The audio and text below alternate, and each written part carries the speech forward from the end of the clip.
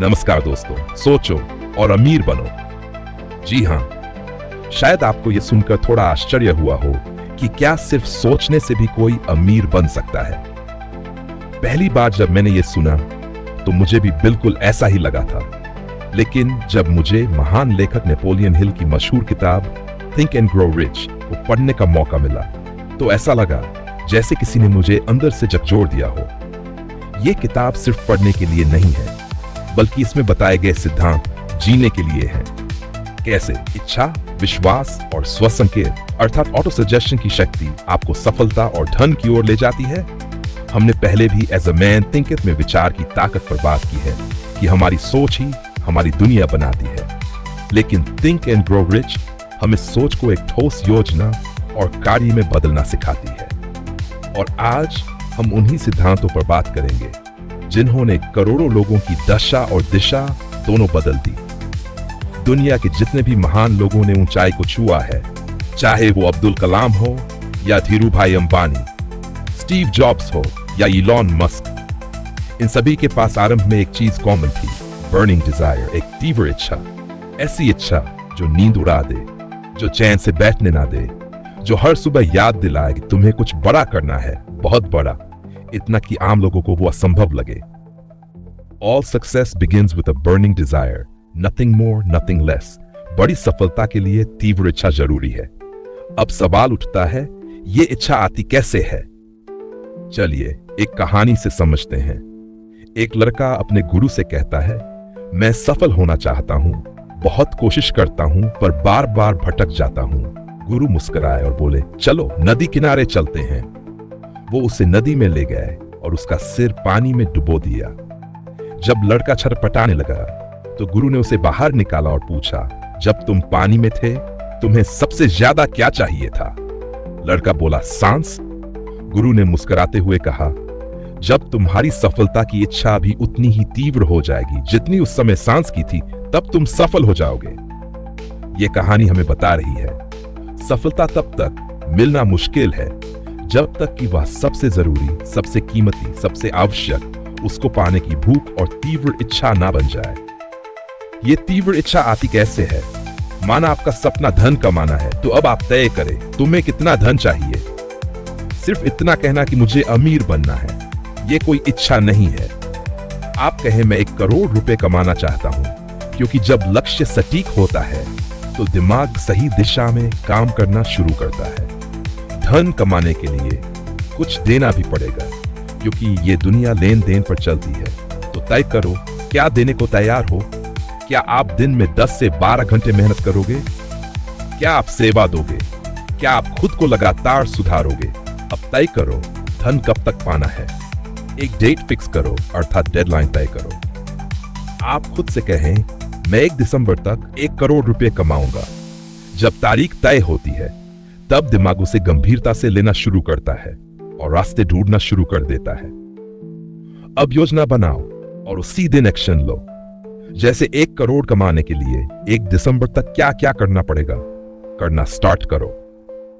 माना कोई बिजनेस के लिए प्लान कर सकता है, कोई नौकरी के लिए, कोई इन्वेस्टमेंट करके, कोई गेम खेलकर, तो कोई अपनी नॉलेज को लोगों तक पहुंचा सकता है।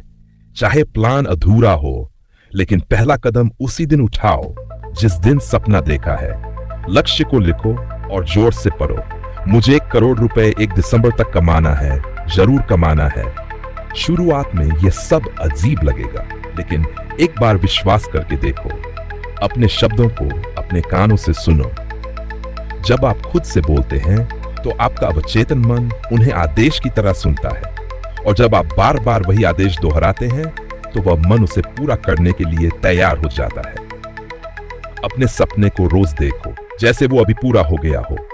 आप देखो, आपने 1 करोड़ रुपए कमाए, आपने अच्छी गाड़ी ले ली, आप अपने हर शौक पूरा कर रहे हो, मम्मी पापा को शॉपिंग कराने गए हो, फिर उन्हें मंदिर घुमाने ले जा रहे हो। और सोचो, अगले दिन आपकी बहुत बड़ी मीटिंग चल रही है। आप इस कंपनी के अनर हैं, आपके अंडर हजारों लोग काम कर रहे हैं। Feel it, live it, B it. क्योंकि आप जो महसूस करते हैं वही आप आकर्षित करते हैं। अगर आपके भी कुछ सपने हैं जो अभी अधूरे हैं, तो खुद से वादा कीजिए, मेरे अंदर एक जुनून है, एक ऐसा जुनून जो सोचा उसे कर दिखाने का जुनून। जुनून तब आपके कार्य में सहयोग करेगा जब आपको खुद पर विश्वास होगा।